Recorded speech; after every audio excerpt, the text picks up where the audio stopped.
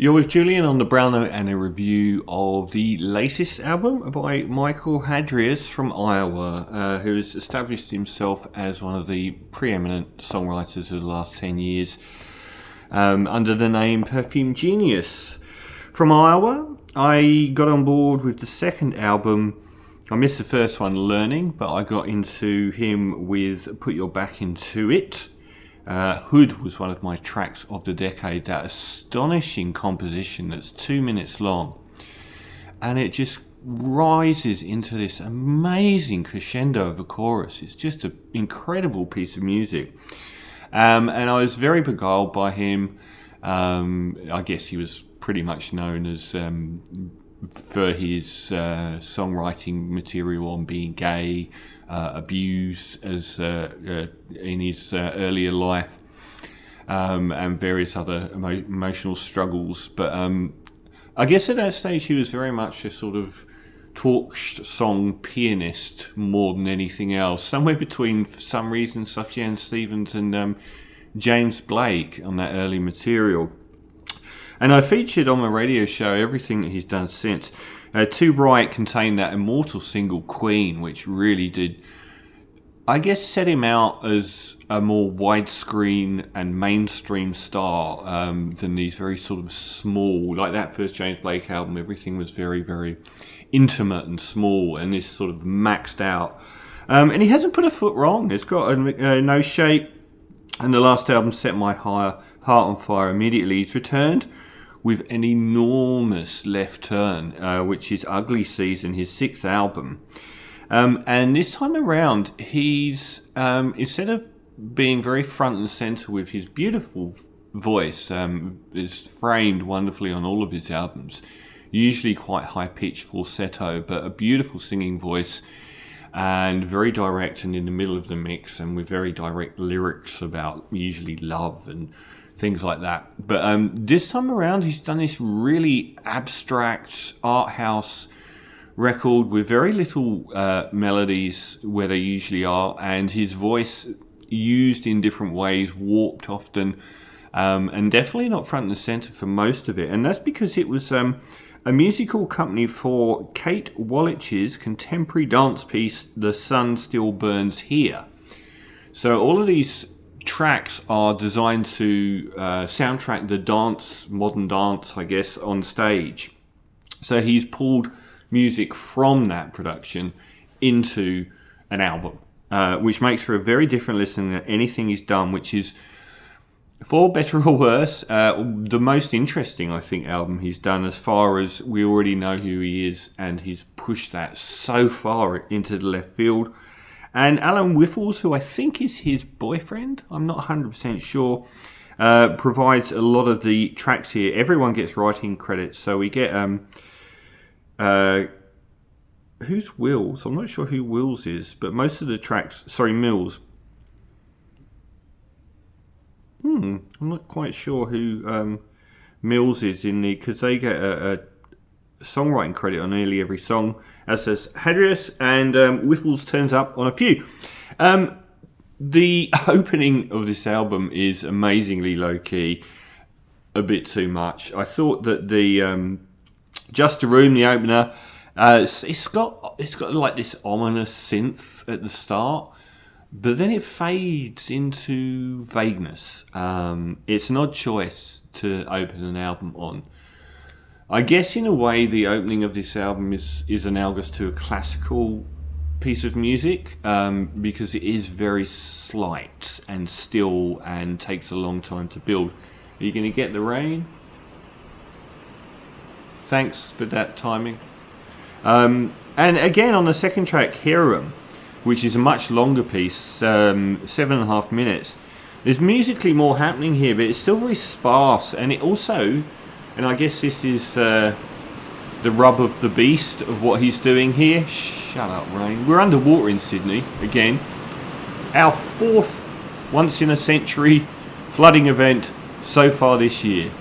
I guess part of what he's had to do here is stitch stuff together. I hope this is coming out. So this is the one track where I really felt the stitches Like, it moves through different sections, and it feels like he's cut a few minutes out of one, cut a few minutes out of another, and crashed them together like a car. I thought the second section had a bit of a vague lingua ignota vibe to it, which it doesn't really earn by being that compelling, and it gets slightly more interesting with the electronic pulse at the end. But again, we're on to track 3 and Teeth, and 20 minutes into an album, and it's just vague fragments. It's a little bit underwhelming. Not very much happens, and there's not much to hang your hat on.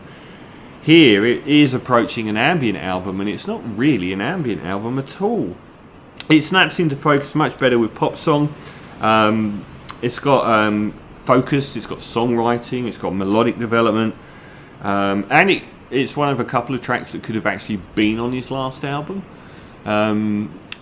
And then we fade into this palette cleanser in the middle, written by Whiffles and called Scherzo, which is just a slightly avant-garde piano piece for 3 minutes, which sort of serves as a palette cleanser, but it's not that interesting. And I kind of feel like, given what's to come, which is a much more substantive second half, I wonder whether you should call these halves, and the opening really an intro, a pretty long intro, probably like 25-30 minutes, but not very much happens other than, I think if you took pop song out, there wouldn't really be that much interest on it. But the second half of the album, once we return from Scherzo, is absolutely some of the most interesting music Hadreas has ever made. I saw the Needle Drop review saying that the title track, track 6, Ugly Season, was by far the worst thing on the album. COD reggae. I don't agree. I mean, at this stage, I'm just glad to have a full-bodied song and melody with hooks in it to hang myself on. I didn't think it was that bad. It reminded me a bit, and not for the last time, of Nicholas Jar / Dark Side. Those two projects. It really felt in that vein, and Robbie Robertson somewhere down that crazy river. I didn't think it was bad at all, but what follows is a run of undoubtedly the 3 best tracks on the entire album. Who knew that Mike Hadreas could do a 9-minute techno behemoth? It is absolutely amazing. Eye on the Wall is an incredible brooding piece that takes forever to get going, but does so very atmospherically, and it has this live bass in the background, and it reminded me of the live, it's quite Radioheady, but it reminded me of the live version of Everything in Its Right Place, which featured on that post-Amnesiac live album that was very different to the Kid A original, and had this like live bass and got into this sort of droning coda. And it really continues to pick up as the song progresses, and it starts introducing some synths that reminded me of like spinning plates from Amnesiac, sort of like this really whirling backwards spinning stuff going on. And by the end, it's opened up its full head of steam, and it reminded me of John Hopkins and Open Eye Signal. Absolutely the best track on the album, absolutely fantastic and completely unexpected, opening up a whole new world of potential for Perfume genius. Followed by Photograph, another great track, icy trip hop with sort of avant jazzy sax that gets louder as it goes on. Great melody hook. The central hook on it is really compelling, and the crunchy guitars that arrive midway through really sort of bolster the song with this nutty solo. It's like one of these idiot solos where they just play like 2 notes backwards and forwards, but it sounds really cool. And 9, Hellbent, is what the most abrasive thing that he's ever done. It's awesome. It's so aggressive. It reminded me of, it's like got this strobing, really viciously strobing synth pattern. It reminded me of Begging You by the Stone Roses, hugely underrated track. Impassioned, tortured vocal, and as it builds up in intensity towards the end, it's just got this absolute freeform, thunderous drumming and guitars and like the kitchen sink thrown in. It's awesome. And then it ends on Seaon. That's like the 3 best tracks in a row on the album. Absolutely fantastic. And I don't have a problem with Ugly Season before it, and I don't have a problem with Seaon afterwards. So it's really 5 good to great tracks in a row. Seaon is another. It reminded me of that mid-section piano palette cleanser, but I kind of wish this was the mid-section palette cleanser, as it's a lot more interesting than the other one. So there's a lot to recommend here. There really is. I mean, if there's one problem I had with Perfume Genius, and particularly on that last album, is I found all the singing about bodily love and sex and everything to just be a bit too much. Lyrically, it kind of this sort of yearning and physicality of the. I'm not a romantic guy. It just got on my nerves a little bit. It was a great album, but for him to have abandoned that completely was really exciting for me, rather than more of the same, and to go down these really interesting rabbit holes and sonic developments that haven't appeared on any Perfume Genius music so far. Really, really good stuff. Bit of a problem though is that the opening sort of 5 tracks aren't that interesting. There's just not, I mean, other than Pop Song, there's just nothing there that's really compelling or that would pull you back. And ostensibly that's half the album. And then the second half of the album is absolutely magnificent with some of the most interesting music it's ever done. I understand the problem here. It's if you've got something like you're probably a much longer dance production, you've got to then sequence that into an album. And I do wonder whether the sequencing here let it down, because we get the most boring and abstract stuff at the start, all in a row, and then the most interesting stuff in the second half. I wonder if that could have been spread around a bit. I don't know. It's difficult to actually sequence stuff like that into an album, but hopefully he pursues this.